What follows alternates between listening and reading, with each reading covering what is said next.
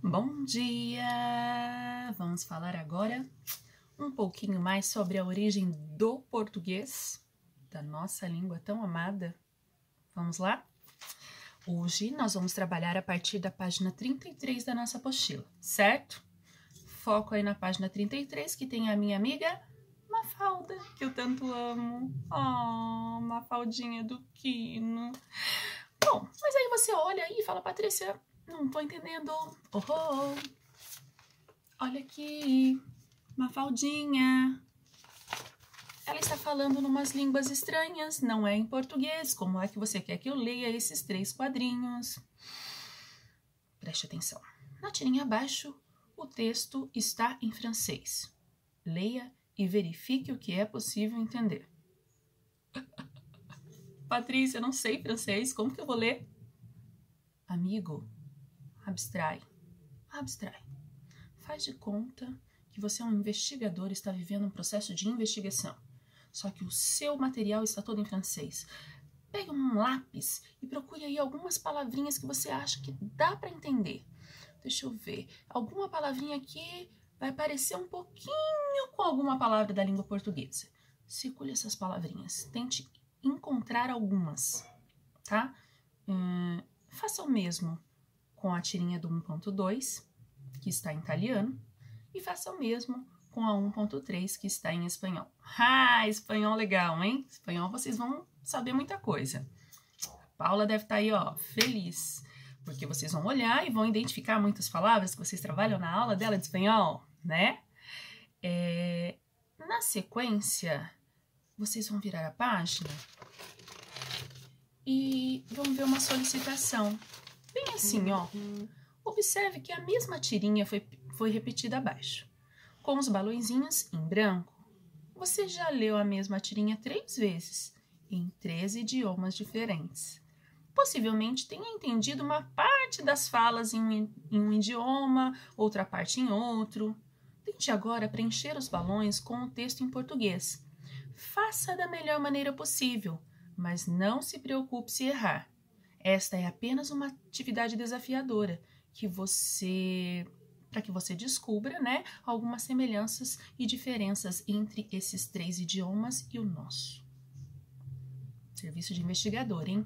Então, analisando em francês, italiano, espanhol. Será que você consegue desvendar esse mistério?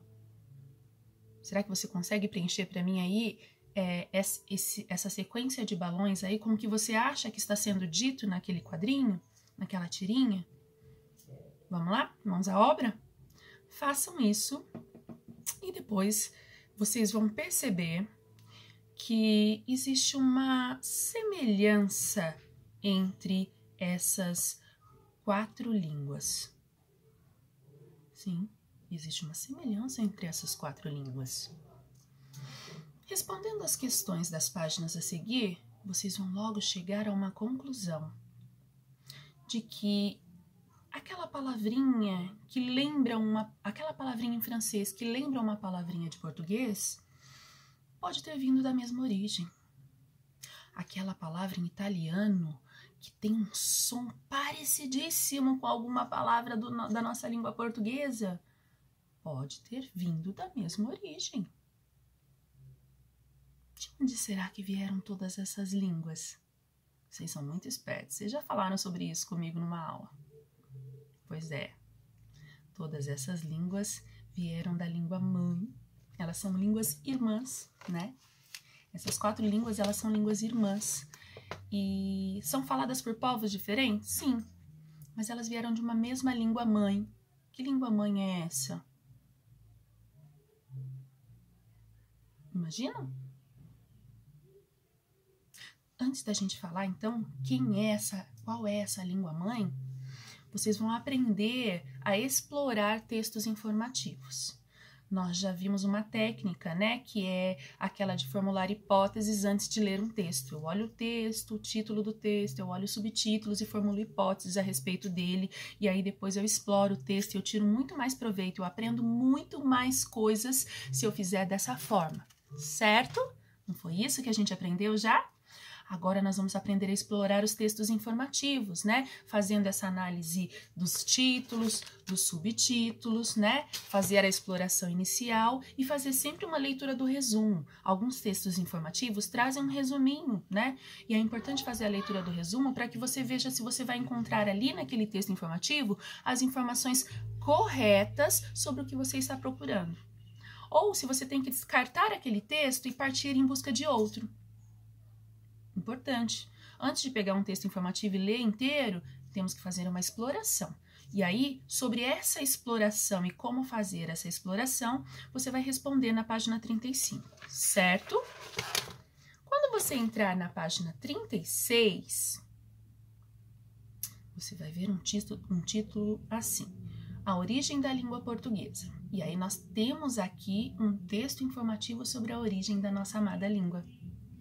E nesse texto informativo, vocês vão ver que ela veio, assim como as suas línguas irmãs, do latim.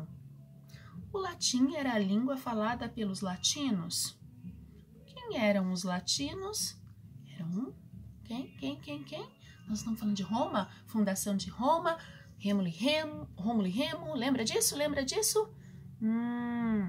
Roma, romanos, latinos, lembra aquela região toda lá, onde foi formada a cidade de Roma e tudo mais?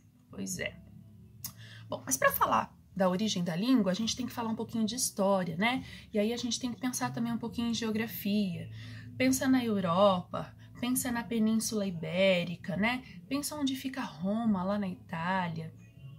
Na antiguidade, os romanos eram um povo que falava o latim e eles viviam em Roma, certo?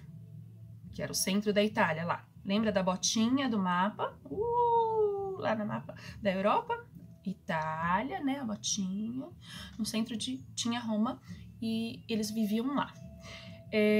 Só que os romanos, eles eram um povo muito valente e conquistador. E eles invadiam outras regiões, conquistaram muitos povos e, consequentemente, né, quando um povo era conquistado, ele era obrigado a falar a língua do explorador, né, daquele que venceu aquela batalha e que o conquistou.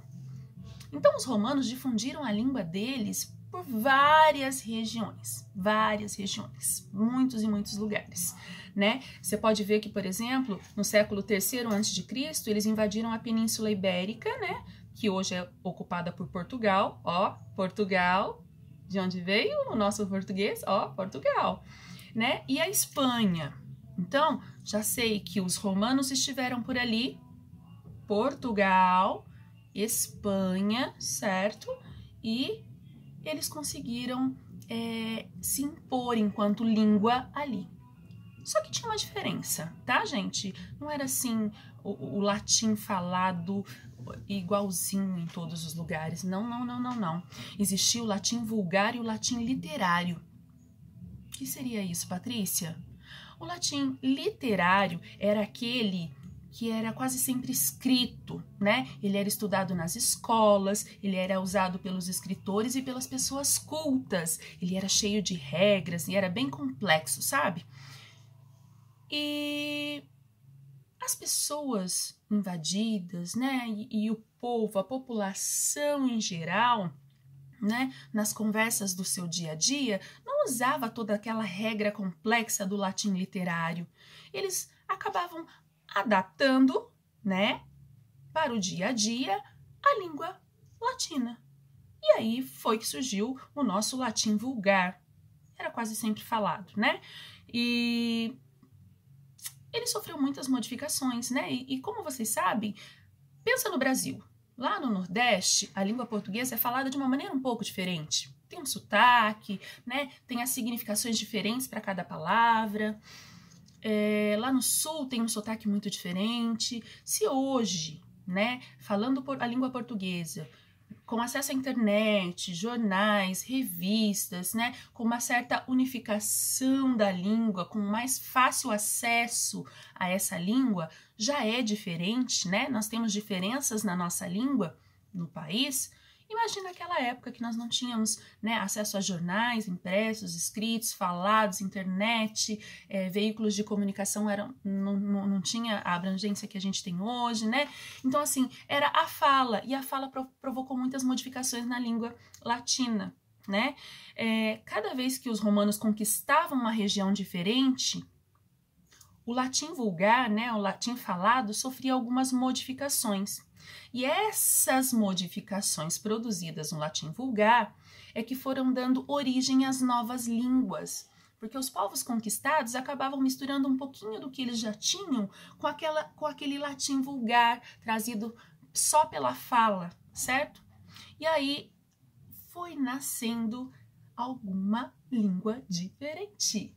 Foi aí que nasceu o português, o espanhol, o italiano e o francês, a partir da modificação do latim vulgar, do latim falado, durante o período das conquistas. Legal, né?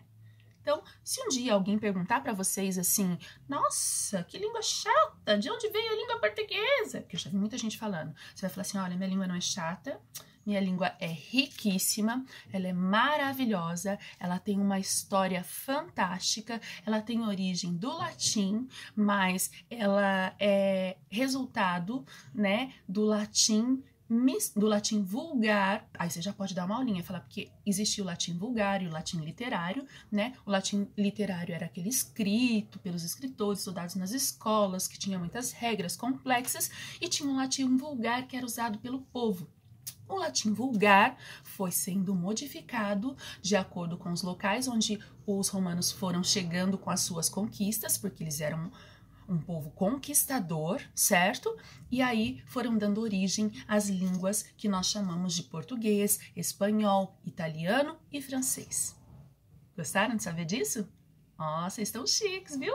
Falei que quando vocês chegassem no 6º ano, vocês iam ficar top. Vocês viveram um monte de experiências riquíssimas até o 5º ano. E aí, quando a gente chega no 6º, a gente fica chique. A gente vai transformando essas experiências em conhecimentos muito fantásticos sobre a nossa língua. Vocês aprenderam classes gramaticais e aí agora você já sabe para que essas classes servem, né? E nós vamos conquistando esse conhecimento juntos até o final do ano. Tem outras línguas, lógico, que influenciaram a língua portuguesa que nós falamos aqui no Brasil, né? Quando nós pensamos em árabe, por exemplo, nós descobrimos lá a palavra almôndega, alface, alicate. Eu lembro que no início, quando a gente começou a ler o livro As Mil e Uma Noites do primeiro bimestre, descobri que essas palavras vieram dessa cultura árabe, né? Causou, assim, uma certa euforia nas turmas. E foi legal saber disso. Então, assim, temos a influência de algumas palavras africanas também, que nós vamos ver no decorrer dos módulos até o final do 6º ano. Então, muitos povos acabaram influenciando a nossa língua. Mas o berço, a mãe, foi o latim, certo? Espero que vocês tenham gostado dessa explicação. E aí vocês vão responder para mim os exercícios até a página 38.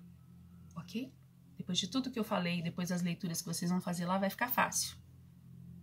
Beijo no nariz para ficar feliz. Tchau, tchau.